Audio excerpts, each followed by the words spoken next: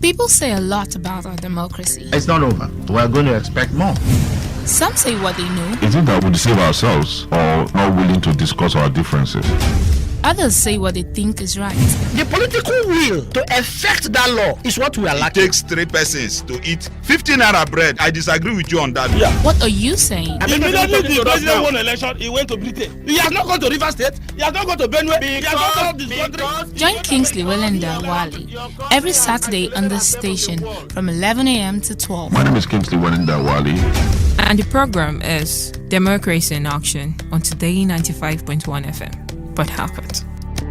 I believe in you. Do you?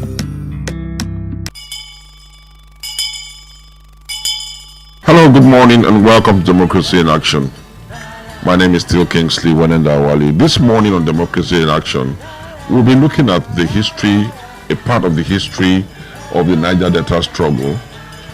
Those who were there, if you like, say from the beginning, or at some point in time, they played very critical role in the struggle to emancipate the people of the Niger Delta, especially within the context of bringing some measure of vibrancy, what some people mistake for militancy.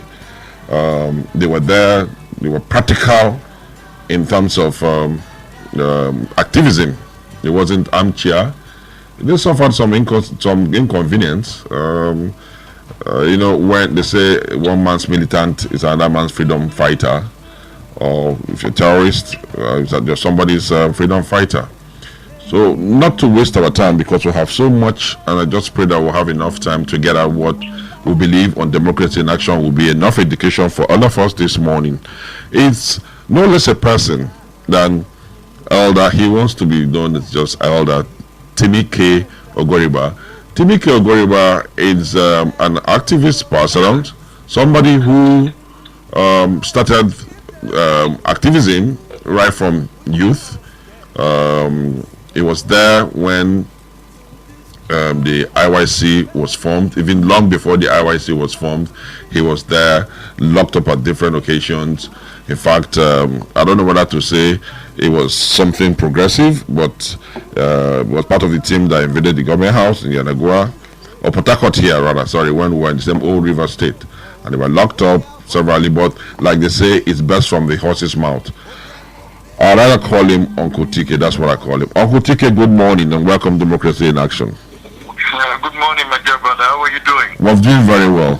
Yes, it's good to be there today. Okay. Yes. Well, like I said, I'm not calling you a horse, Uncle TK. I'm only saying that it's best from the horse's mouth. You've been there. Could you just tell us a bit of who you are? I mean, you were there. You started activism from when you were a teacher, and then from teaching, you went into activism. At some point, member of the Amnesty program. You were Naiti and all of that. Yes, my dear brother.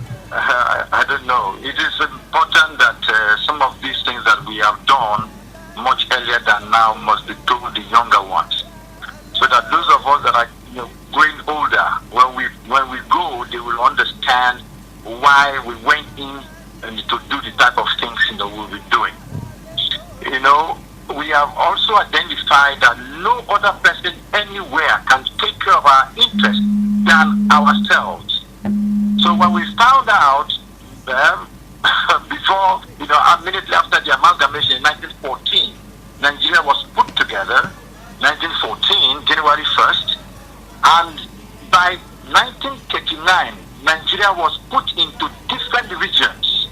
We have the northern region, the eastern region, the western region. There was no southern region to take care of our interests because somebody was not there talking for us. Okay. Immediately that happened, we considered that the elders at that time considered that if we do not do anything, nobody can take care of our interests. So they started forming state creation movement way back in 1940 in Lagos. Okay. 1940, 1941, 1942, elders were involved and did quite a whole lot of things. Okay, and the way they were talking didn't yield no dividend, no results. You could also know, the roles of our dear brother, our elder, our elder statesman, Dapa Brie, who went into Lancaster House in the 57, 58 to talk on behalf of us. The Willings Commission reports everything. These are literatures that we know. Because of time factor, will not, bore people, the listeners, with all of that. Okay. So when they came back with what? Just to say that our area has been identified as a point where we could have some development. But they did not want to develop the area as at that time because they considered that the money to have developed that point was to come from groundnut, cocoa, and palm oil, not from our area. Okay, so nobody did anything for us. Not until our dear brother, Isaac Boro of blessed memory, did something in 1966, January to February. And what he did, all of these identities that we have been looking for that didn't come forth, we now have a state created for us in 1967. Okay. Precisely later. That's River State. It dawned on us that nobody will listen to us through talking. We have to carry out some actions. So when the man died, there was something like a lull in our progression. So we now decided to come up. When we found out that the elders talking didn't yield further, dividend. After 1967, 1987, okay, 1976, 1987, no states were created, and then 1991, we didn't have any state created for our area. So we had what we call a protest. It was through that protest that we staged in September 1991 that brought 10 additional local government areas to the state. So people now tell us that if we do not act, positive action. Go into action, nothing good will come on.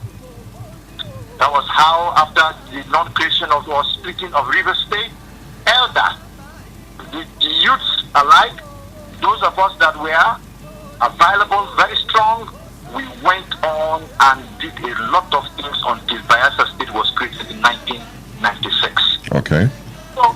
So in all of these things that we're talking about, they are condemning young boys, militancy and all of it. Today, we are where we are because of the action, the coordinated actions of these young men.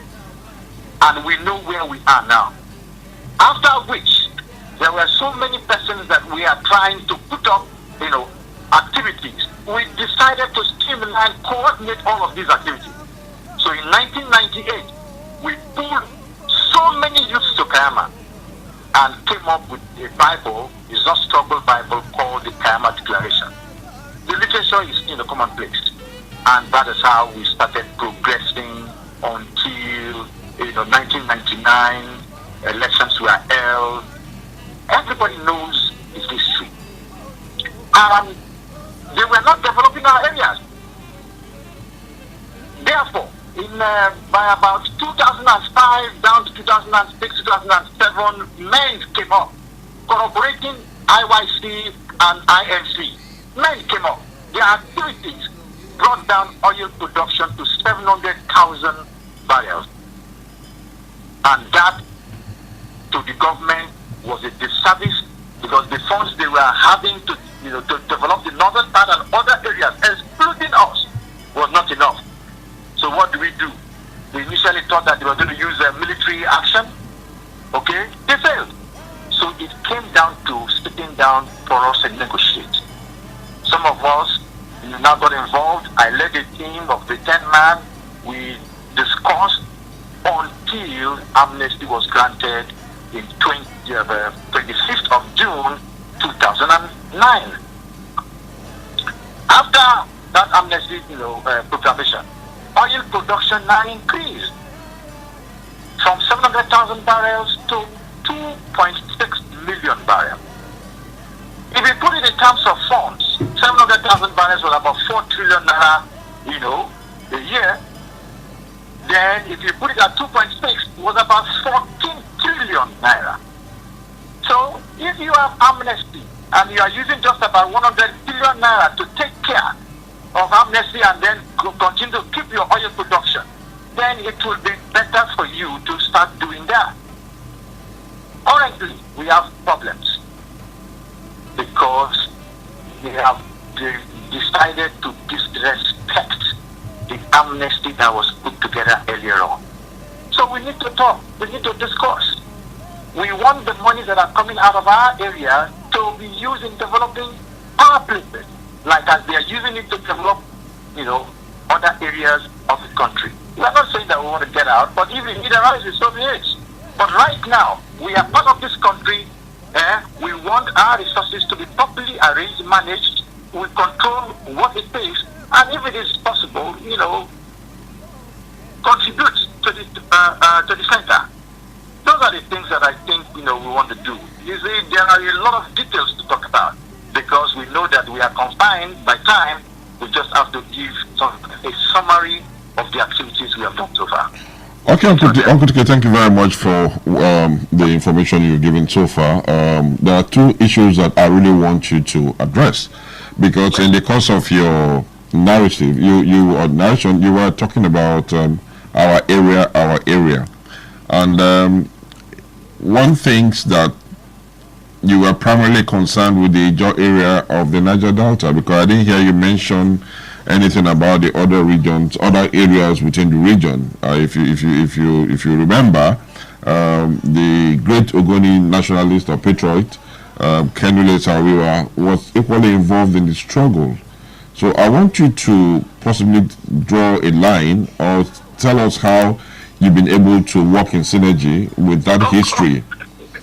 That is one. Yeah, what I can say therefore, if I say our area, because of the person that is speaking, I am talking about the entire Niger Delta. Okay. That I was mindful of that. That was why I said that we need to clear whether you are an Ijaw activist or a Niger Delta activist. No, I am an Ijaw man. I am from OG, and the area that is taken as Niger Delta is my entire constituency. Okay? Everybody comes from a particular place.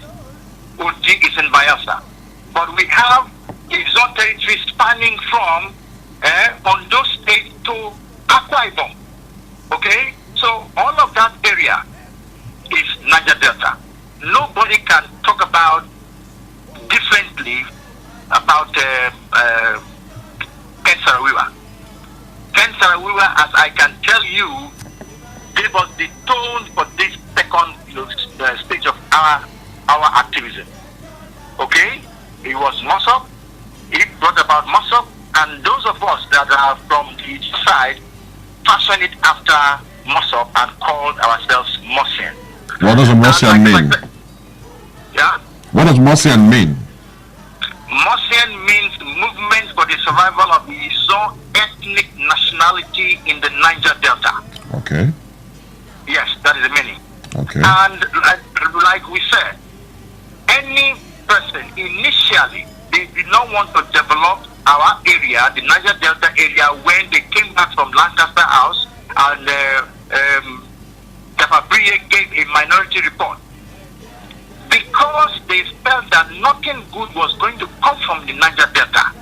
So they did not want to use their granite money, oil, cocoa money, and palm oil money to develop our area, forgetting the fact that, or not unknown to them, that one of these days, this same neglected area was going to be taking care of the economy of the country. And for the fact that a lot of things have to be talked about. Okay. When the amalgamation took place, they skewed it in a manner to favor the North. Instead of giving them 32 million as person, during the census, they gave them 55 million. And that gave an edge to the North. And you could see that is what that has played up to today. And the Constitution has been so written And that is what that is in playing out. And when one man, from that same area became president, they felt that it was not his right because they had written a statement by their mentor, the premier of Northern Region as at that time, Sir Ahmadu Bello. He said, the new nation called Nigeria is going to be taken as an aspect of our great-grandfather Uthman Dan Fodio. We will ruthlessly resist any change of power, making the minorities of the North as willing tools and the South as a conquered territory. Never to allow them rule over us and never to allow them determine their future. And those are the things that are playing out. That sounds like as if it is a riot act that was written. This statement was made on the 12th of October 1960 at the wake of independence. And everybody that comes into office, that is what they are using as a cookbook that would determine how they relate with the other people, particularly those of us that are from the Niger Delta. And these issues must be addressed. And it was because of knowing of that was why a confab was called in 2014. A confab was called. And the report that is there, they do not want to implement it. Because if it is implemented, it will obviate the present constitution the way it can. So what kind of country are we living in? Okay, the same money from our area is being used in taking care of so many cities. Okay. Uncle Tiki, I think that there are some takeaways here that I need us to address so that we can make some progress quickly. No problem. You try to address the identity of the Niger Delta as you know it, more of a combination of the Joy areas and the other areas with the geographical location that is possibly a bit of the South-South, and then a little bit out of South-South. Because if you notice, let's use the Niger Delta Development Commission. There are states that are outside the South-South that are from the Niger Delta, that are addressed as the Niger Delta. Now, those things that to me, they are not correct. Okay. But there is a pure definition for Niger Delta. Okay. Okay. And they are just trying to say that anybody that is producing oil should be brought, and that is a divide and rule tactic. Now, why were we unable to make this fact very clear right from the day NDDC was formed? When you say NDDC, I mean Niger Development Commission, and don't forget that it was not established under Ahmadu Bello son or grandson. It wasn't. It was not formed as at that time. Okay. And I can tell you that because of that kind of a statement, okay, everybody that becomes the president, the leader of this country must respect that. If you do not respect it, you will be put out of office. That is what has been happening. Look at what happened during the military era. Okay? And anybody that rose up to an office must underline, must respect the dictate of that statement that has been made earlier on. Murtala died in 1976. Okay. And then the passenger took over. He reluctantly took over. And why did he take over? He was given orders to respect. And the constitution that we have presently today started from that time. And like now, somebody like you who is from River State, who is part of the Niger Delta, that must be a beneficiary of the process. If you want to get a contract, you have to carry your paper and come up to the north, come up to Abuja to come and secure an approval from somebody who is not part of the Niger Delta. That is the way the whole thing has been queued. While I want to agree with you to a reasonable extent that is what obtains, because you know that most times you want to get something, you go up there and probably in Abuja or Kano or something and seek approval to come back here to get something out of this country, out of this part of the country. But again, we've had opportunities Why were we unable to assert ourselves? For example, let's even look at the issue of the amnesty program. A lot of restiveness within the amnesty family. It's been as a result of the fact that there's no trickle-down effect. We've had militants, ex-militants, who have rioted because what was due them was not given them. And this was not a function of what the northern people, we want to say, did. They put us in charge of, the amnesty program. How were we able to manage it so that there'll be some trickle-down effect? It looks to me like most times, maybe they gratify us with something, but we don't even manage it to move it to the next level. I can agree with you because we have a problem even within us. Why do I say so? Some opportunities have been given to some of us to manage some of the offices. But I can tell you, it is an effect that is there. Somebody watches over you.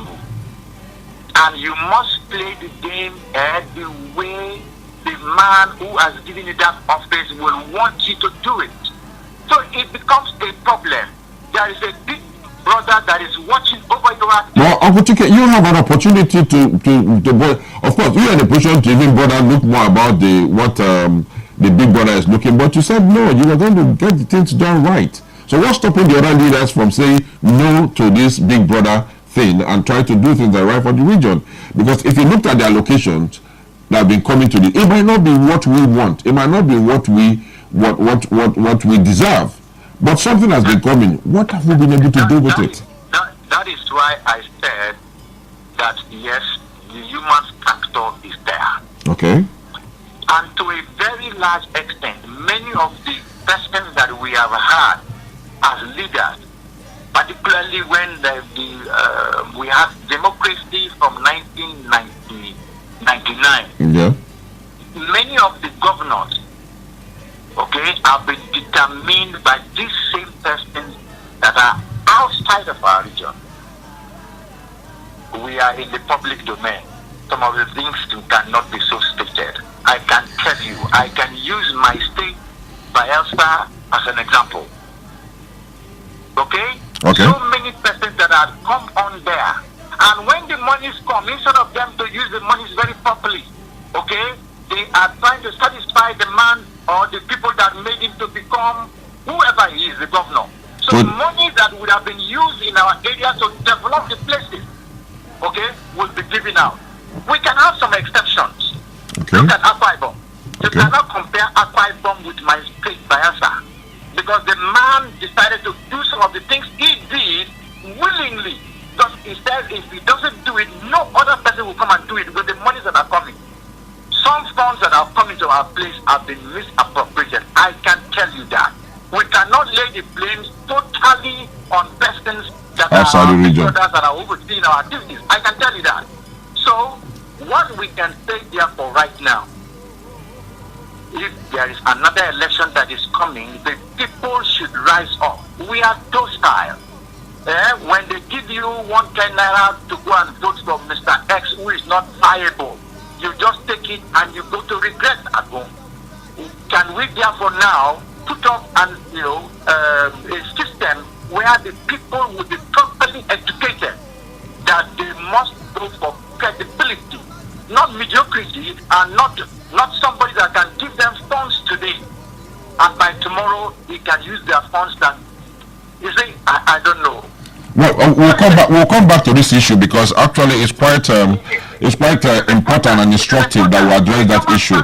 Here is also responsible because we end up being very active against the federal government, against our external oppressors, while we do nothing about the internal oppressors. But before we get there, there's something I want you to just quickly address so that we can fast track to that point.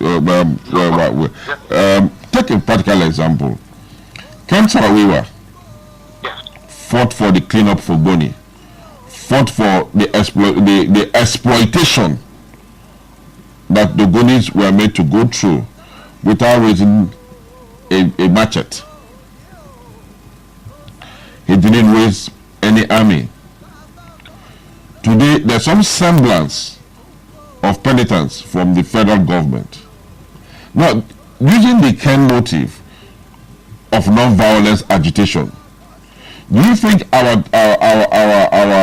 destiny lies more with violent agitation or a proper management of our agitation? For example, when you started and some other young men started Mosient, you didn't call for arms. You graduated to IYC. You didn't call for arms. What stopped you from putting in place a structure that is like the type Ken Saro-Wiwa put in place that was sustainable and kept the agitation alive without destruction? Okay. You know what? There is the difference between the muscle group and that one from my area, the Mosient, IYC, and stuff like that. Okay. The muscle, they looked onto Ken Saro-Wiwa as the symbol of the struggle. Okay. And there was no need for them to do elections and all of that. And because he epitomized the struggle, everybody rallied around. And the idea came from him. His links outside, his reach, and the small funds that he had around himself that he started to bring to the struggle. So they looked onto him as their mentor. It is different from our side. What do I mean? If we now look at the INC, the way it was formed, okay, after Dime, then came, what is it called, Fumodo.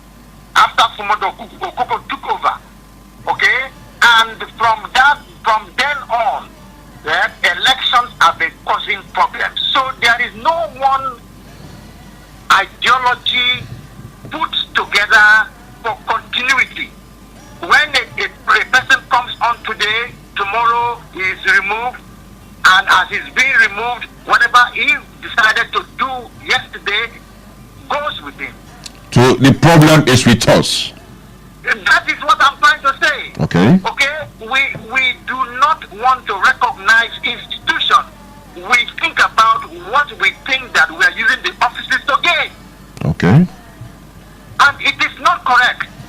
This man had small funds that he would have used for himself, his family, and all of that. He brought those things to bear. He didn't look for any gain. He did not.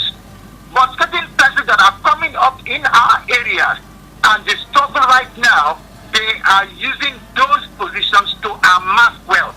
Okay. That is the problem. And if you amass wealth, you are doing it to the detriment of the people that you think that you are aspiring to lead. Okay? And Okay. you must be altruistic. You must not be avaricious. You must be oriented in a manner that you are discharging or you are giving service to your people. Society. So that goes things into the issue of activism, really. We are active against the center, but we are not active against our people who tend to take us for granted. They use our name, they come under the umbrella of struggle or fighting for the region and just end up enriching themselves. At what point will the activists stand up and start engaging these people? Because you need to put your house in order for you to be able to get outside. Right. That is the education that we want to give to ourselves now. And that is why I like this program you are anchoring. Okay? Thank you. I think it has a reach. So many persons are hearing what we are saying today. Okay. Let me tell you that. There was what they call in Ogoni, the Ogoni Bill of Rights. After the Ogoni Bill of Rights, they were calling any person that was not a part of Mossop, they were calling them a name. Yeah. Okay? And Okay. those persons that were not part of them, they were calling a name and they were dealing with them. And today, we have to have an education, a system that we should evolve, that should take care. The man that is leading, particularly these governors, these senators, these House of Rep, House of Assembly members, they must be made to be responsible to us. And any man that wakes up to be critical, you are cowed down. Because because they are the chief security officers of the areas where they domicile. They bring the brute force, police, army, and will want to wipe you away. Why are you getting this critical? Okay, they will even send assassins,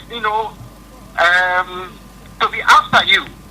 These things are not okay, and by the time we are very conscious, when we are properly educated, we can take it on.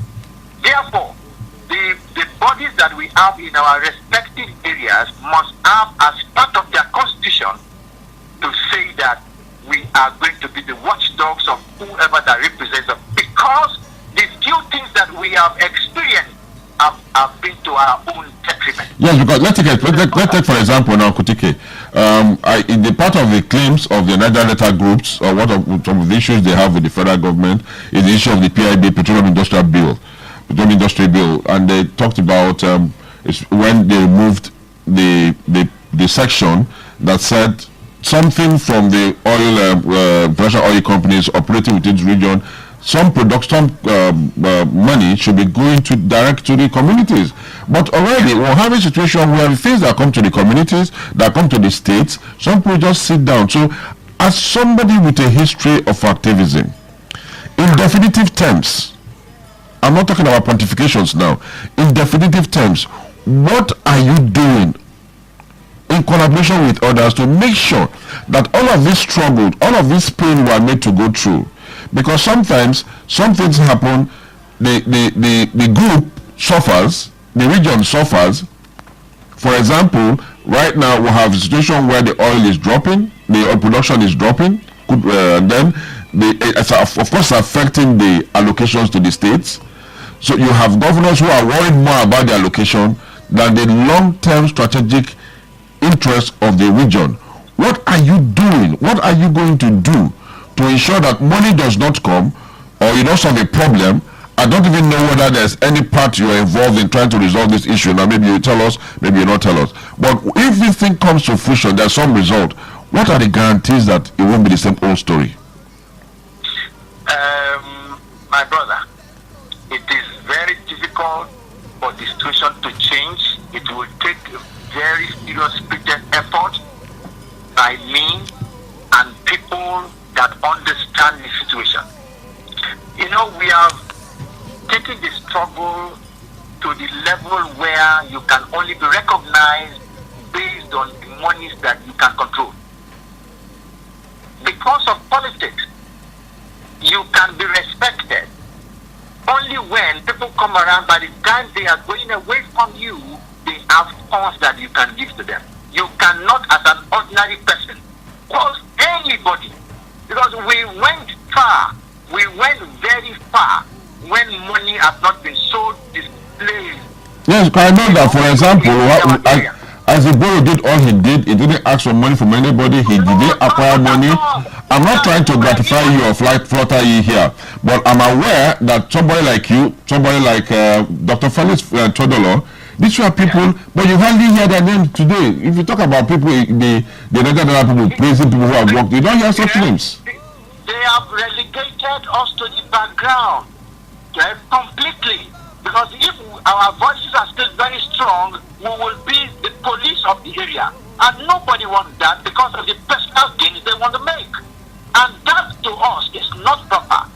It is not proper, and we must try as hard as possible to ensure that certain things are put properly, in order. Okay. When monies come, when monies come, and the man at the end is the person that takes care of the money alone, nobody will do otherwise. Because when you want money, you cry to him, and he gives you. It becomes your godfather, whether you are older or you are younger. So you will not say anything against him. Let me give you an example. When Olubolade came to Bayelsa to rule the people, he came and alienated everybody. Nobody was going to go to Olubolade. The Bayelsans that created that state.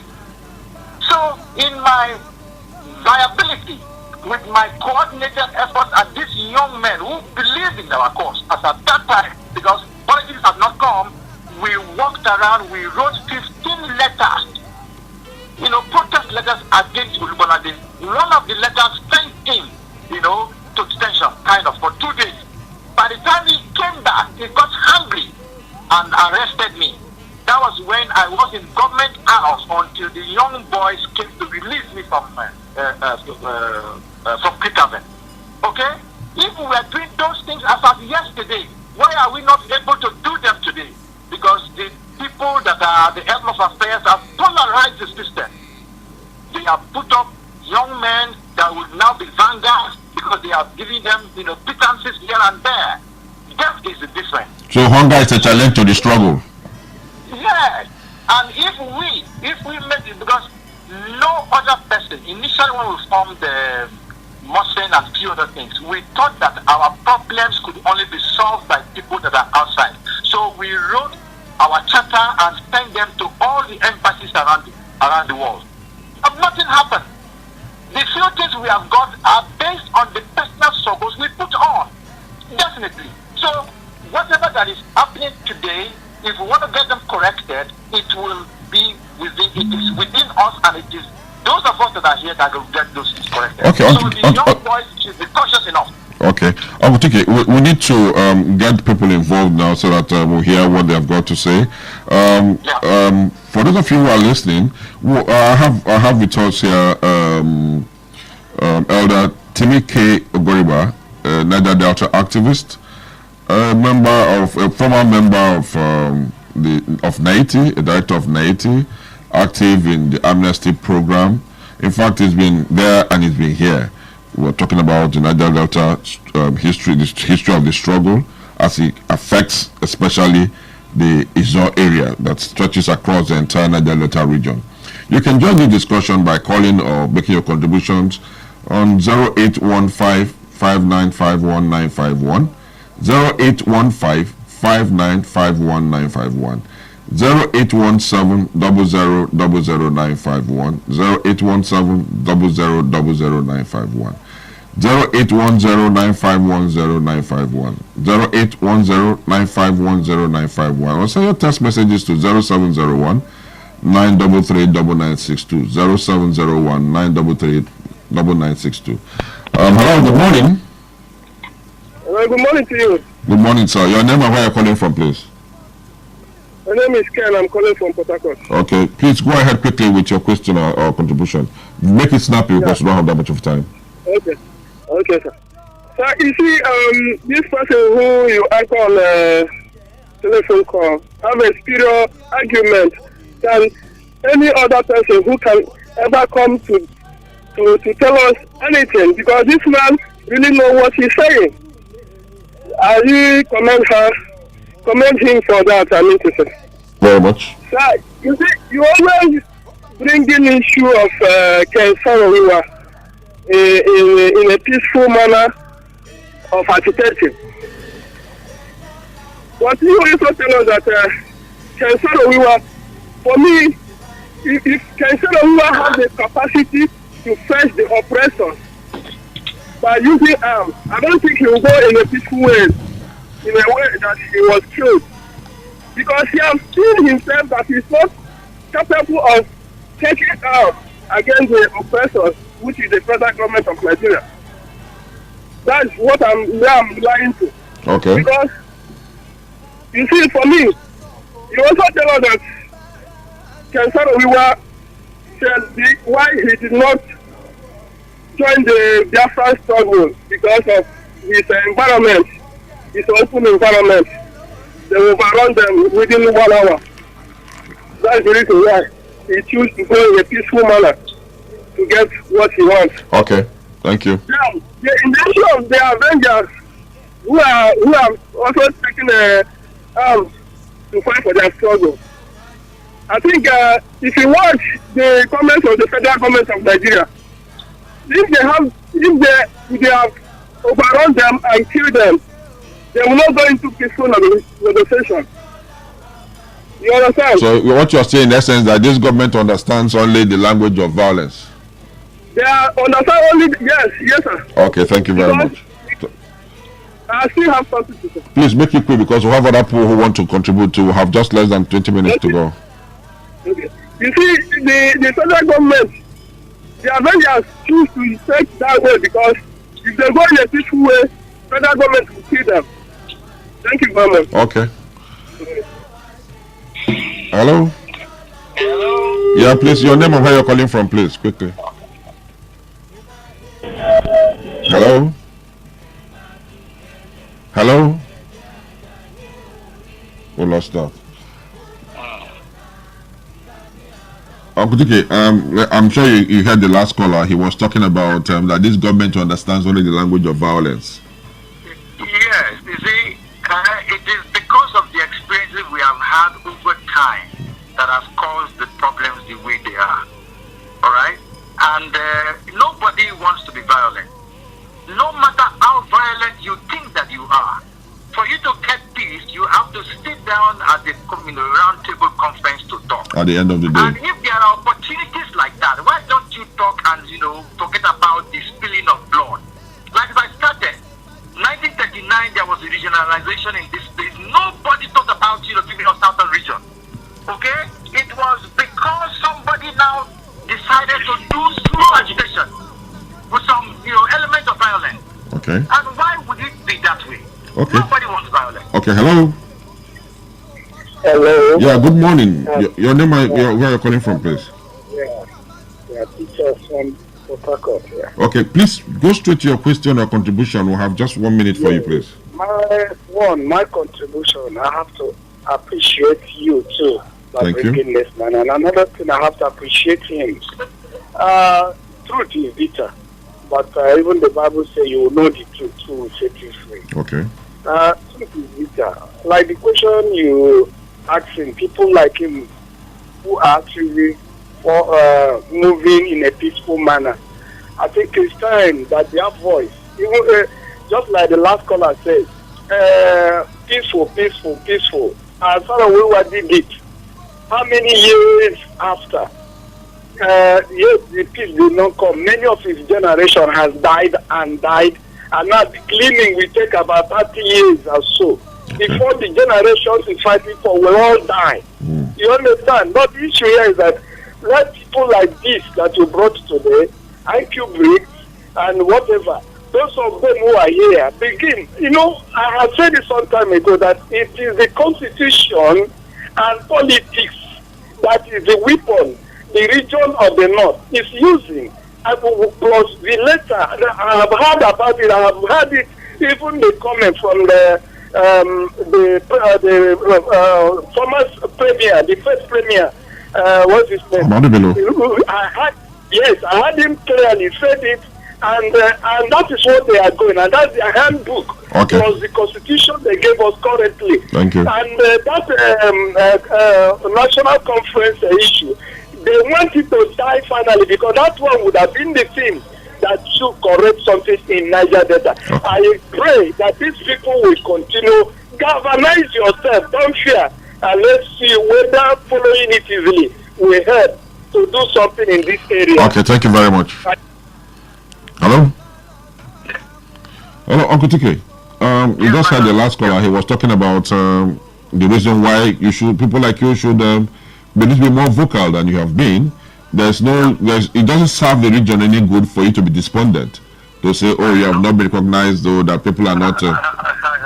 Because I'm aware that even as it is now, you are probably involved in one way or the other, trying to bring about some. Definitely. Yeah. That is why I said we're in the public domain. Okay. That's why we might not say certain things. Okay. And I can also tell you, okay, what you have done this morning has provoked me, and I will call a group of people together for us to be proactive.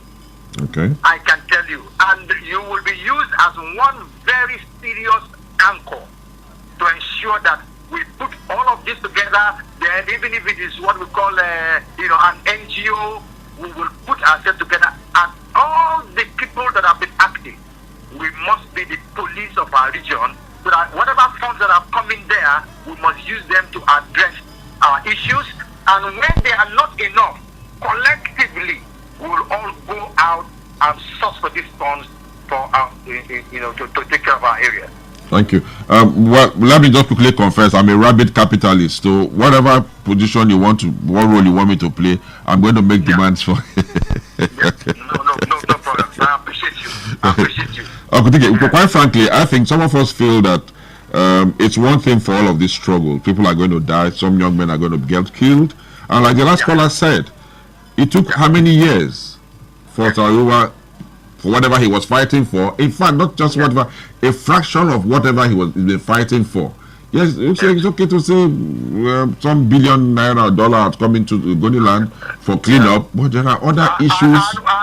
And we hope that what they are doing is not gimmickry. We hope that it will be used judiciously to take care of the area in its entirety. I believe so. I pray that should be.